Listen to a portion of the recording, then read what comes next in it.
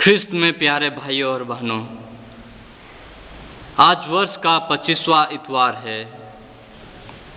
आज के पहले पाठ में हम पढ़ते हैं कि ईश्वर नबी ईसायाह द्वारा इजरायलियों से कहते हैं कि वे प्रभु के पास लौट आए और वह उन पर दया करेगा, क्योंकि हमारा ईश्वर दया सागर है।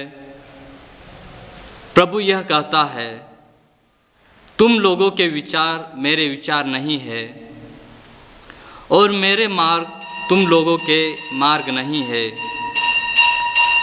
जिस तरह आकाश पृथ्वी के ऊपर बहुत ऊंचा है, उसी तरह मेरे मार्ग तुम्हारे मार्गों से और मेरे विचार तुम्हारे विचारों से ऊंचे हैं। प्रभु हमारे लिए वही करता है जो हमारे लिए प्रभु चाहता है। हम मानव व्यर्थ ही प्रभु को अपने समान समझते हैं, लेकिन प्रभु हमारे समान नहीं है। हम बनाए गए हैं और बुलाए गए हैं और हमें एक जीवन लक्ष्य दिया गया है कि हम भी हमारे जीवन में उनके समान बने। प्रभु ने हमको परिपूर्ण बनने के लिए बुलाया है, ताकि हम भी स्वर्गीय पिता के समान परिपूर्ण बने।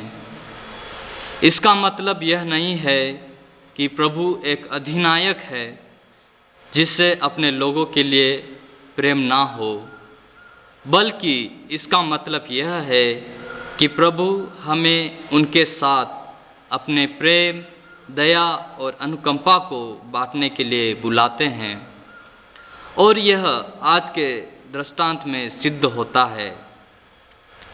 आज का दृष्टांत हमें बहुत ही अच्छा संदेश देता है। इस दृष्टांत की तुलना उड़ाऊ पुत्र के दृष्टांत के साथ की जा सकती है। जब छोटा बेटा अपना घर लौटता है, तो पिता का प्रेम और क्षमा बड़े बेटे को हजम नहीं होता है। वह अपने छोटे भाई की निंदा करता है और घर में आना नहीं चाहता है। आज के दृष्टांत में भी मजदूर लोग गुस्से में आकर मालिक से बहस करते हैं, इसलिए नहीं कि उनको उनका वेतन मिला या नहीं मिला, बल्कि इसलिए कि उनके बाद जो देरी से आए उन्हें भी बराबर वेतन मिला। उनके अनुसार यह अन्याय था, इसलिए वे दागबारी के मालिक से प्रश्न करने लगे। जब पूरा दिन काम करने वाले मजदूरों ने मालिक से शिकायत की, तो वह उनसे कहता है, मैंने आपके साथ अन्याय नहीं किया। क्या मैं अपनी इच्छा के अनुसार अपनी संपत्ति का उपयोग नहीं कर सकता? मालिक उनसे और अधिक पूछता है, तुम मेरी उदारता पे क्यों जलते हो? हाँ दोस्तों, प्रभु की कृपा हम मनुष्य के सोच के परे हैं। प्रभु के मार्ग हमारे मार्ग नहीं है।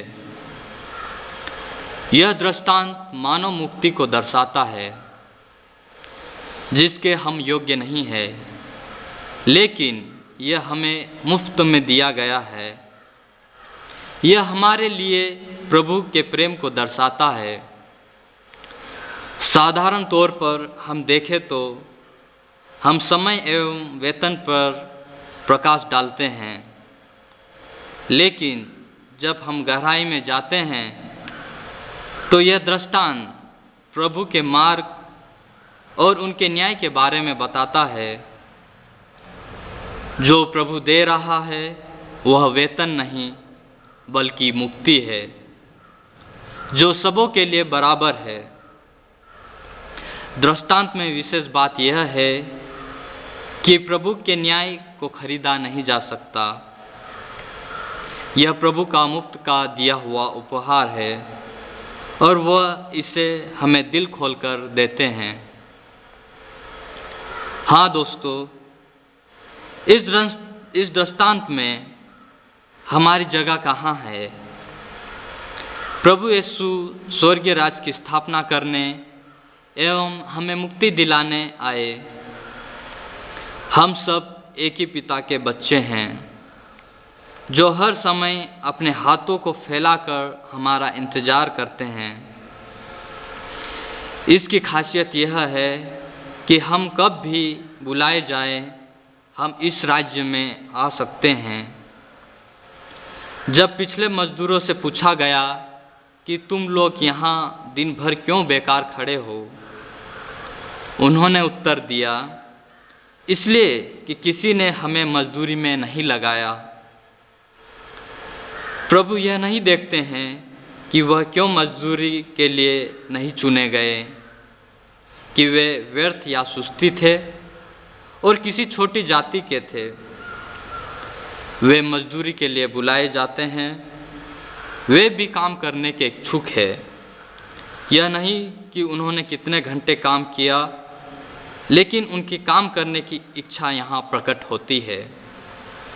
वे बुलाए जाते हैं और मालिक के उदारता के भागीदार बन जाते हैं।